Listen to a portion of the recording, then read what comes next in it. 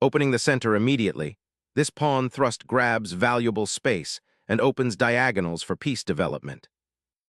Opening the door to a flexible pawn structure, Black prepares to develop pieces with a solid foundation.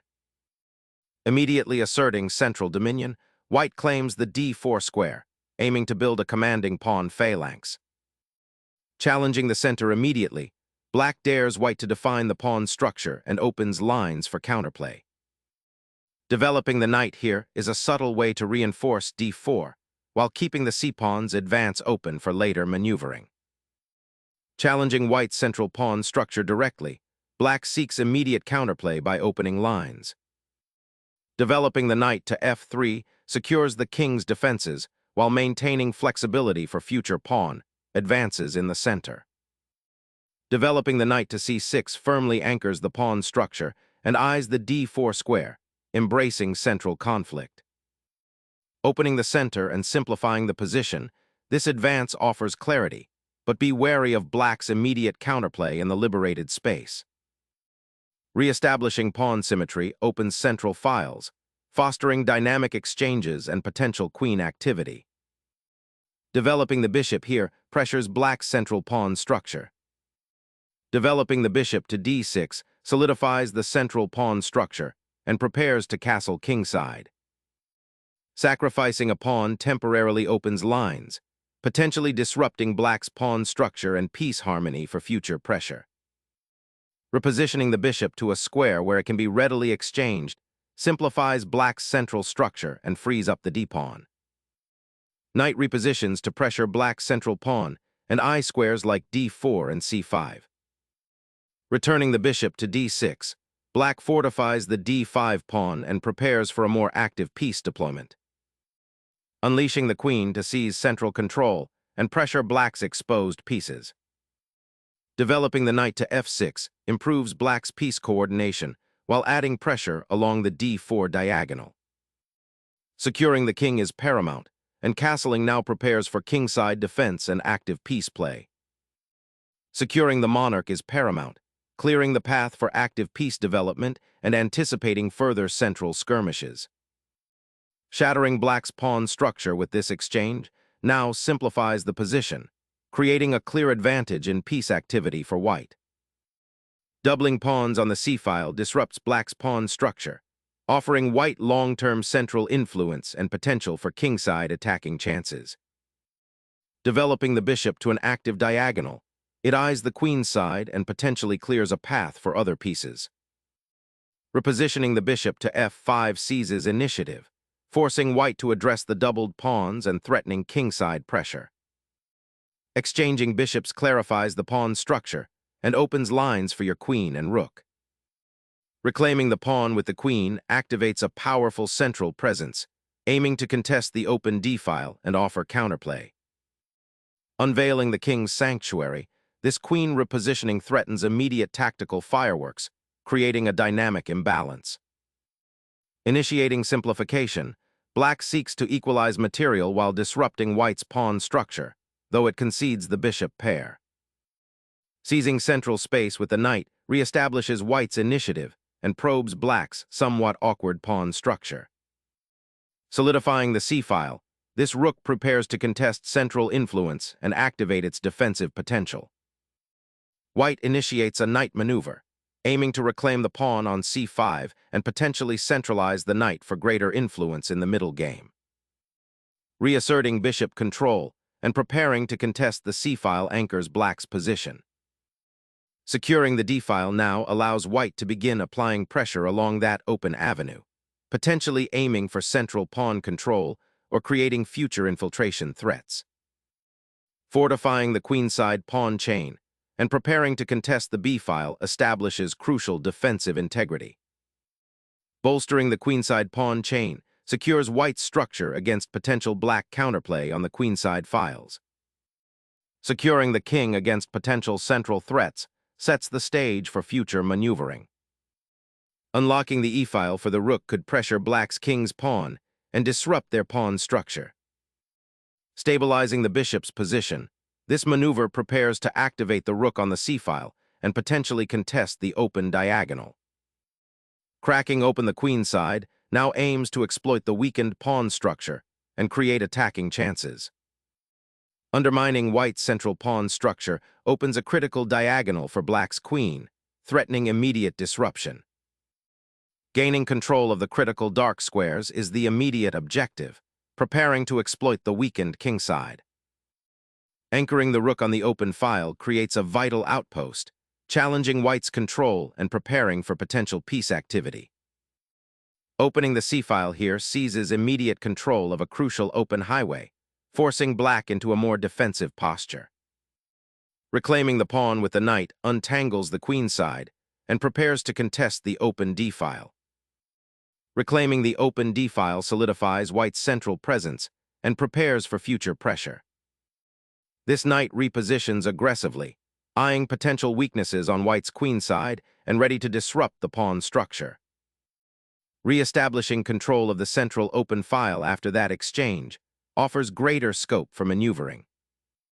Capturing the rook opens the d-file, creating immediate pressure and setting up a potential exchange that simplifies into a favorable endgame. A decisive recapture, aiming to solidify central pawn presence and potentially exploit the open d-file. Asserting queenside presence, black initiates a pawn expansion, aiming to seize more space and potentially create attacking chances along the flank. Securing the kingside pawns from potential tactical threats adds a touch of defensive prudence. Solidifying the kingside pawn structure after a complex middle game sequence. Knight repositioning towards the kingside nets crucial outpost control. Contesting the open file is paramount, securing a breathing room for the rook. Activating the knight to the center aims to disrupt black's pawn structure and seize more central influence. Initiating a queenside pawn race to exploit the open files seems to be the plan, though it leaves the d-pawn potentially vulnerable. Pivoting the knight to b7 seizes control of the critical c5 square, preventing counterplay and preparing for a kingside attack. Seizing the queenside initiative, black launches a pawn thrust to disrupt white's rook and create passed pawn potential. Clearing lines for your rooks creates immediate pressure on black's queenside pawns, demanding a careful response. Exploiting the open file, this pawn grab aims to disrupt white's queenside structure and seize initiative. Opening the queenside allows access to the c-file and potentially creates an outpost for the knight. Unlocking the queenside pawn's potential, this bishop reassesses its central influence and eyes a more active diagonal. Re-establishing the knight's presence on a central outpost to coordinate defense and prepare a queenside pawn push. Unleashing the bishop to attack the knight aims to disrupt white's knight outpost and potentially force concessions on the queenside. Initiating a decisive king hunt, this check forces the black monarch into a precarious corner and opens lines for an aggressive pursuit. The king's exposed position is now a serious liability as it becomes a target for the centralized knight. Liberating the knight from its restricted cage, this maneuver prepares a decisive advance towards black's weakened queenside structure. Unleashing the rook to harass the enemy king, forcing white's hand and disrupting their coordination. Securing the monarch's flank is paramount as the rook on a 1 activates to defend the vulnerable king. The bishop retreats, aiming to support the knight's advance while preparing to defend the weakened kingside. Asserting control over the crucial d-file with the rook aims to restrict black's bishop and potentially open lines for a kingside attack. Capturing the knight opens a devastating diagonal for the queen. Exploiting the pinned knight, this capture forces a crucial material gain. The king's retreat to the corner simplifies matters, potentially leading to a clearer endgame battle. Unpinning the knight opens aggressive possibilities, immediately challenging the rook and creating a decisive fork opportunity. A bold attempt to inject chaos, but the knight's journey leaves it exposed and the kingside vulnerable. Unleashing a knight check that forces the black king into a more exposed square, setting up potential traps. Opening the f-file for the rook, but the king's newfound exposure feels like a risky gamble. The open file presents a clear path to black's weakened king. The king's journey ends here, trapped in the center with no escape from the relentless pawn storm. A piercing royal sortie forces the black king into a precarious cage of its own making. King's exposed position now a critical weakness, inviting further attacks and complications. Unleashing a decisive knight fork, the white king finds a safe haven as the initiative is firmly grasped. The king's daring excursion offers an escape route, but exposes it to immediate danger.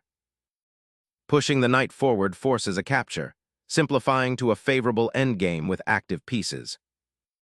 The black rook surges forward, seeking activity and offering a surprising tactical threat against white's advanced knight. Liberating the rook to menace the weakened king's shield.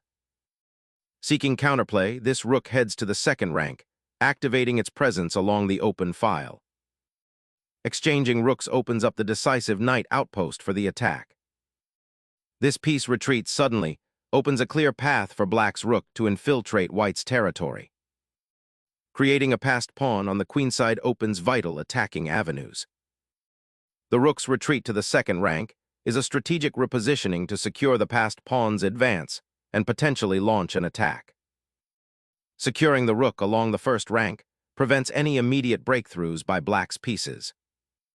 Seizing the open file with the rook offers a dynamic threat, but neglecting king's safety could prove perilous. This pawn thrust unlocks the queen's file and prepares to infiltrate black's position. Mobilizing the king is paramount now to join the fight and prevent white's pawn advance.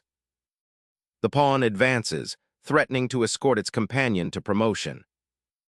Repositioning the rook to the second rank allows for better defense and potential counterplay along the open files.